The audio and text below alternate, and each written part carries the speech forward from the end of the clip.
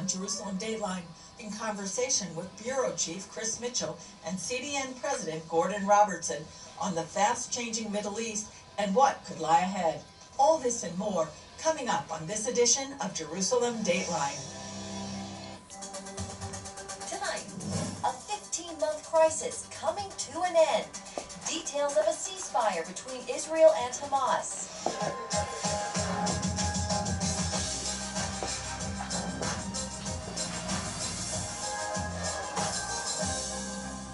Israel and Hamas officially agreed to a ceasefire. Welcome to Faith Nation. I'm John Jessup. And good evening in Washington. I'm Jenna Browder. After 15 months of war and painstaking negotiations, Israel and Hamas are finalizing a ceasefire hostage deal. Tonight, Israel's president weighing in, saying this is the right and necessary move. Mediators confirmed both sides have agreed to pause the fighting, raising hopes for an end to the bloodshed that has ripped families apart and scarred the region. We're learning more about the emerging deal tonight. It comes in three phases, as reported yesterday. The first is 6 weeks long. 33 hostages will be returned to their families, although it is still unclear how many are alive. In exchange, Israel would release hundreds of Palestinian prisoners, including some convicted of killing Israelis. The IDF would also pull back from population centers to allow displaced Palestinians to return to their homes and receive an influx of aid. Next comes the phase 2, the most difficult. It includes the release of all remaining hostages and the IDF's withdrawal from Gaza. The third phase calls for the start of major reconstruction inside the Strip. Earlier today, President Biden applauded the news. And I'm proud to say Americans will be part of that hostage release in phase 1 as well. And the Vice President and I cannot wait to welcome them home. Israel's Security Cabinet is set to convene tomorrow to officially approve the deal. Then it goes to the wider government before a 48-hour window for legal objections before the first phase is implemented.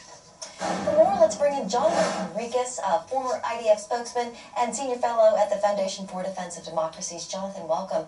So what's your initial reaction to this agreement? Hello, and thank you for having me on.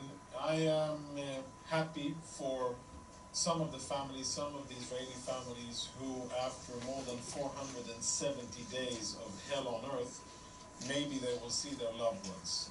Unfortunately, it's not going to be all of the Israeli families, according to this deal.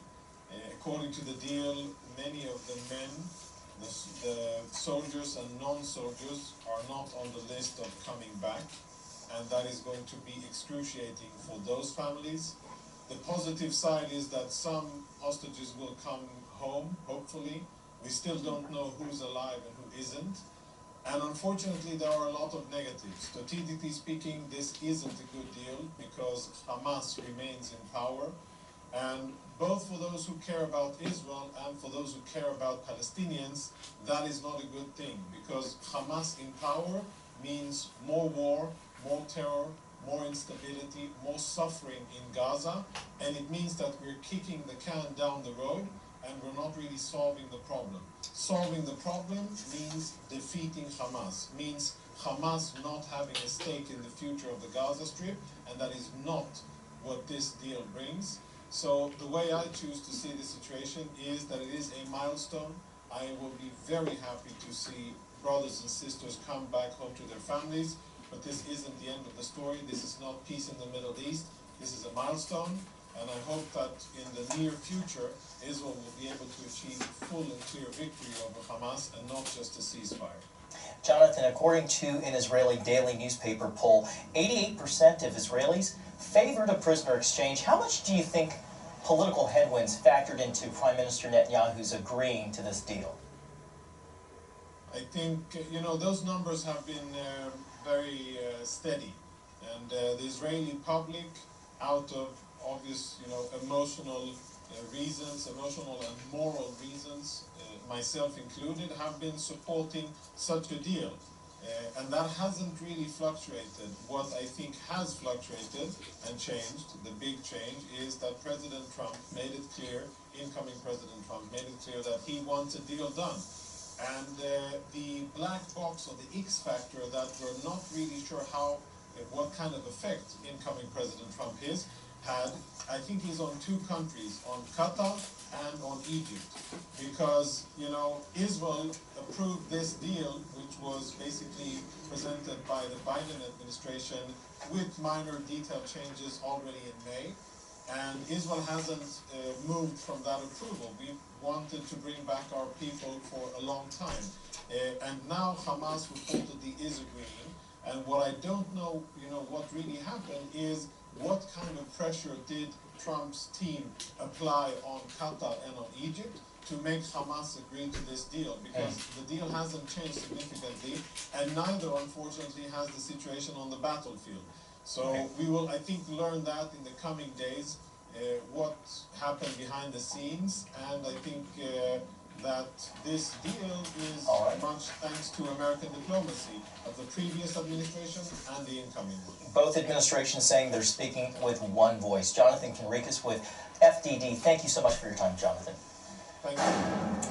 President-elect Trump reacted to the ceasefire deal on Truth Social today. Trump writing, "This epic ceasefire agreement could have only happened as a result of our historic victory in November, as it signaled to the entire world that my administration would seek peace and negotiate deals to ensure the safety of all Americans and our allies." Trump adding, "We will continue promoting peace through strength throughout the region as we build upon the momentum of this ceasefire to further expand the historic Abraham Accords." And joining us now is Victoria Coates of the Heritage Foundation. She's a former Deputy National Security Advisor in the first Trump White House and the author of the book, The Battle for the Jewish State. Victoria, welcome to you. So Trump has said in more colorful language that Hamas will pay severe consequences if it doesn't release the hostages before he takes the oath of office.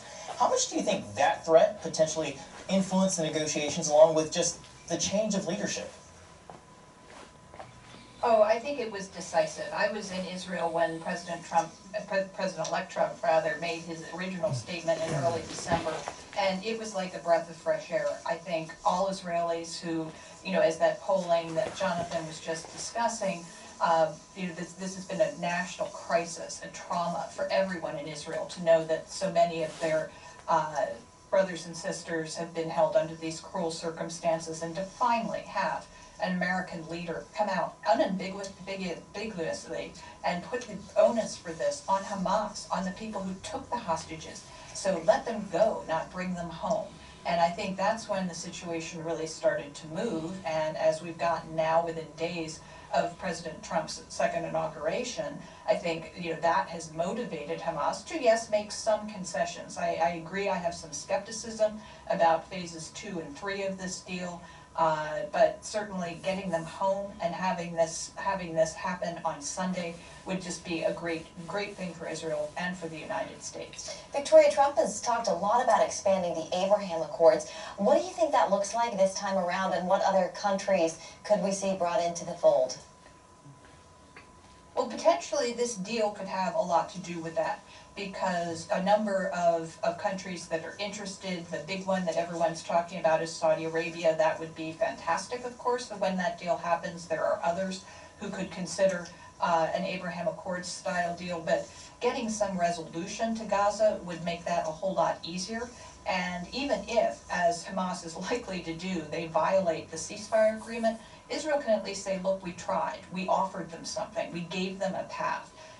They keep refusing it. We can't give them a veto over peace. So I think just getting to this deal was itself a strategic step toward getting to additional Abraham Accords style deals.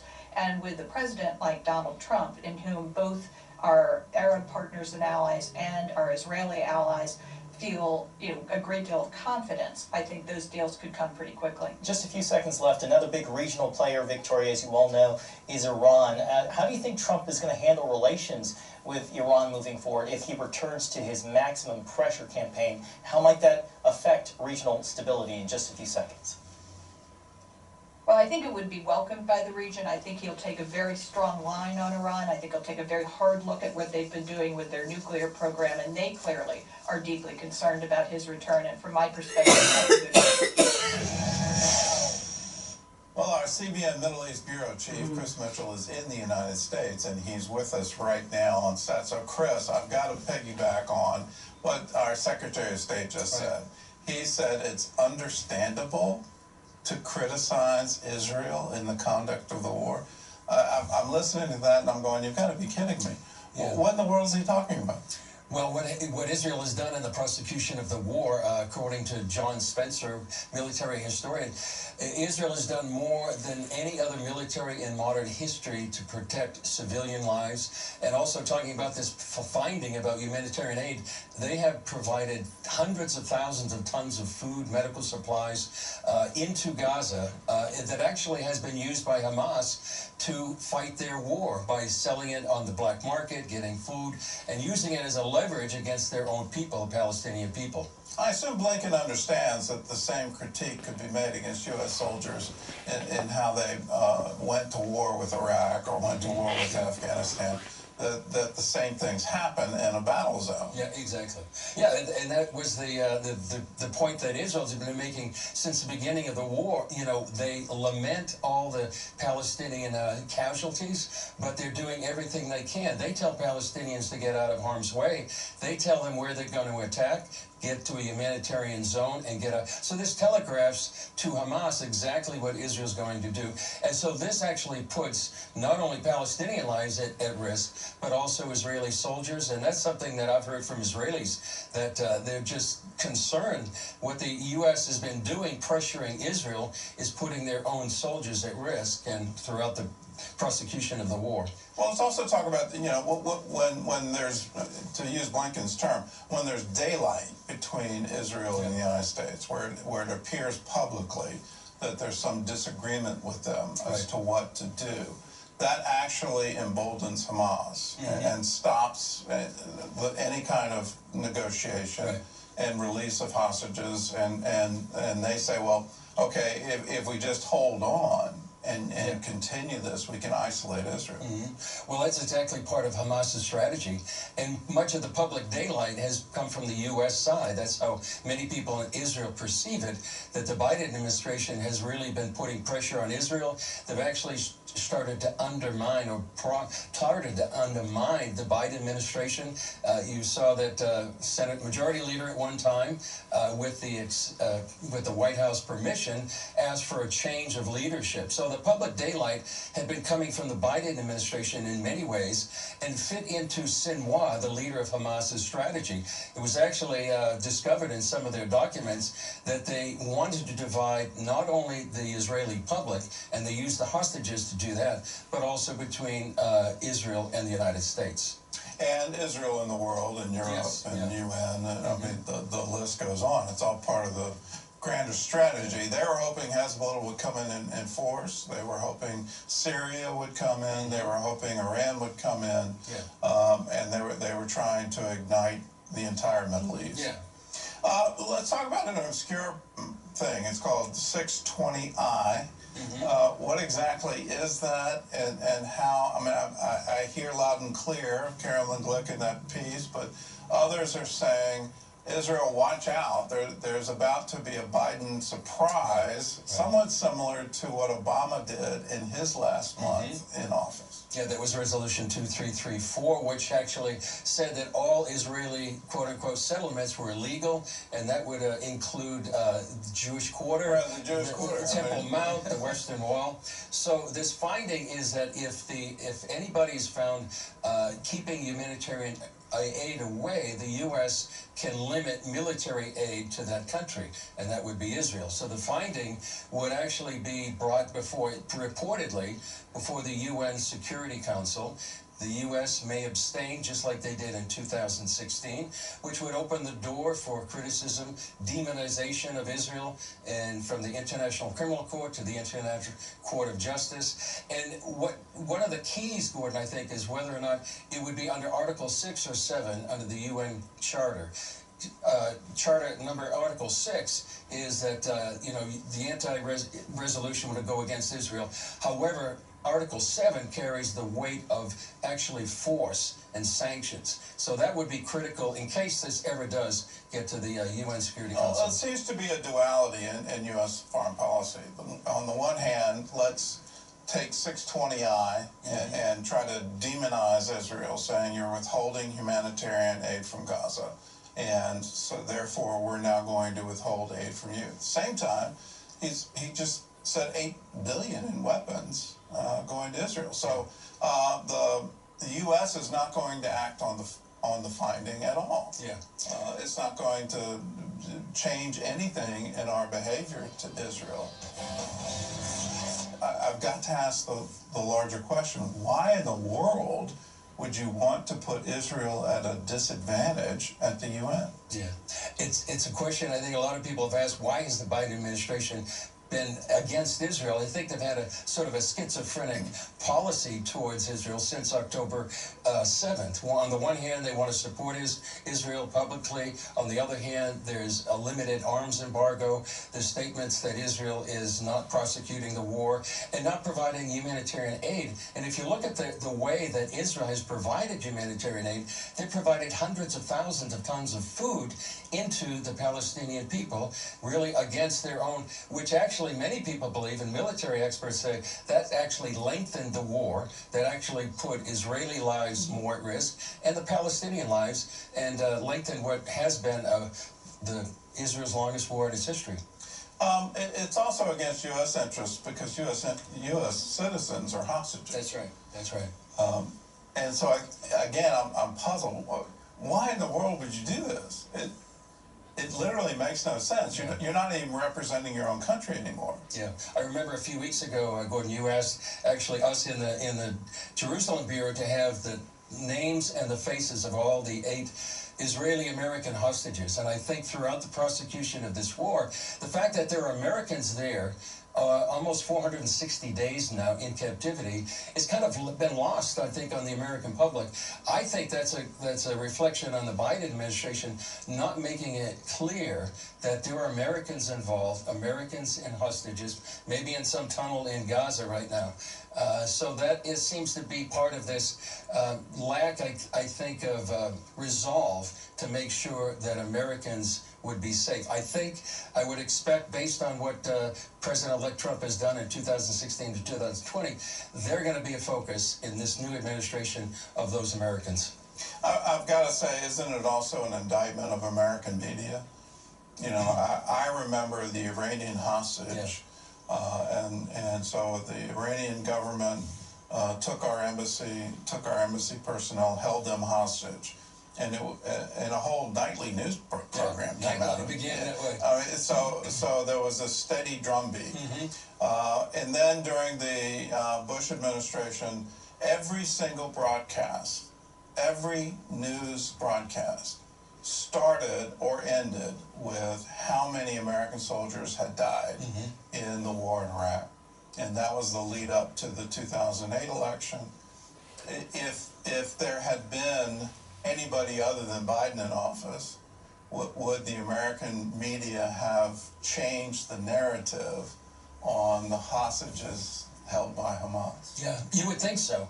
And like you say, you referred to Nightline. Ted Koppel, famously, that's how his show began, about the Iranian hostages. I think that would have made a huge difference if people knew day by day, week by week, that Americans were being held hostage and it would make a change, I think, on the blame being on Hamas, not Israel, during this war.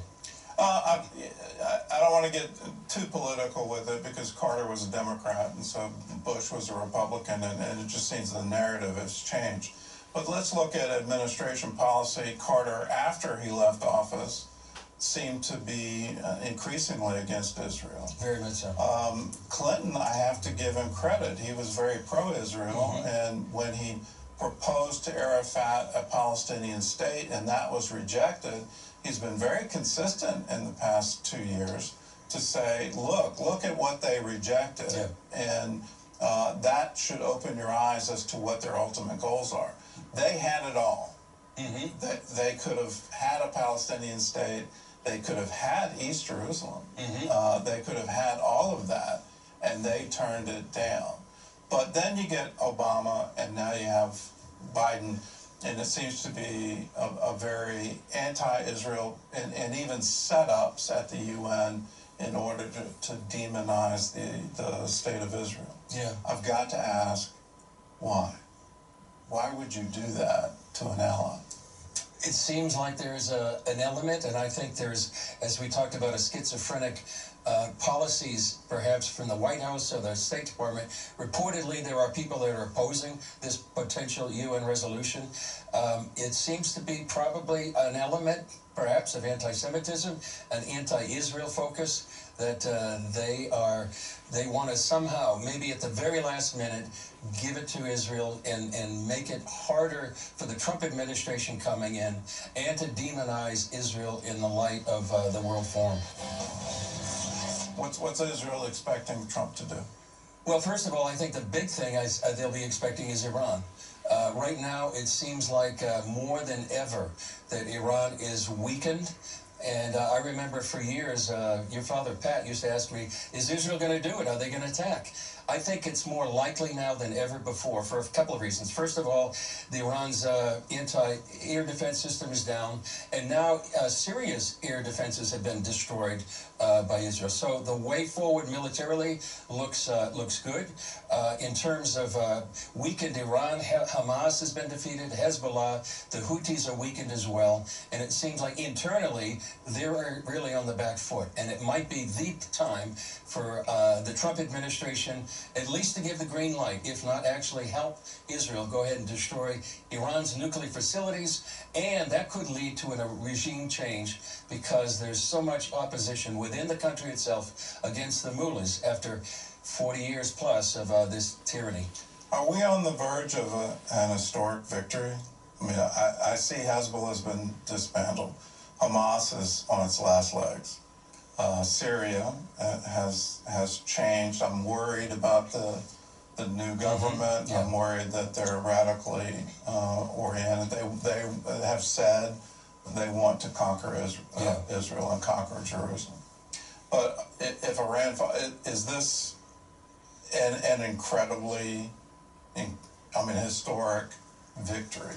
If you look at what happened from October 7th to today, I think people would call it a miracle. Hamas has been defeated almost totally. Hezbollah as well, which was the main nemesis against on Israel's border, and now Iran itself may fall. People, I think, would say they couldn't believe how bad it was on October 7th to today. I think it could be considered miraculous. And as you said about Syria, that may be the next big threat on the horizon, and Turkey as well. And in terms of Syria, I think it's important to pray for Christians right now who are perhaps increasingly under the threat of Sharia law there in Syria. It's going to be ISIS in Iraq all over again. They're going to go after the religious minorities, whether they're Christian or Druze, or they're going to act just like ISIS acted in northern Iraq. I think people need to realize that's what's coming. They're talking a good game right now, but they're acting on the ground. Give you one example there. In Aleppo, they're asking for Christian women to wear the hijab. I think that's a portent of things to come. Spiritually, you're a watchman on the wall. What's God telling you? I think that there's historic changes going on in the Middle East. Nations are shifting. If you look at what Jesus said about nations rising up against nations, we're seeing that in the Middle East. We're seeing the rise of Turkey. We're seeing the fall, perhaps, of Iran, at least temporarily. I think also in Israel, I see people more turning to God, an increased faith in God since October 7th. And I think we are looking on the cusp of even greater changes, perhaps, than what we've seen in the last 14, 15 months. And you'll be on the front lines reporting all of it. Chris, thanks for being with us. De missie van CBN is het delen van het evangelie van Jezus door middel van televisie en media. CBN produceert programma's over heel Europa en worden in meer dan 20 landen op meer dan 30 televisiezenders uitgezonden. Denk hierbij aan de 700 Club, maar ook Superbook, waardoor vele gezinnen en kinderen bereikt worden met Gods liefde. CBN brengt tevens hoop en het evangelie via humanitaire projecten, waarbij er voedsel wordt uitgedeeld aan mensen die honger hebben en hulp wordt geboden aan mensen in noodgebieden. Tevens zegent CBN Israël, zoals de Bijbel ons dat leert te doen. Het is mogelijk om deel te worden van de CBN Vriendenkring en een eenmalige of maandelijkse partner te worden, waardoor het evangelie gebracht kan worden in Nederland en heel Europa. Partner worden kan via onze website www.cbnnederland.nl of u kunt het ons laten weten per e-mail via info@cbnnederland.nl.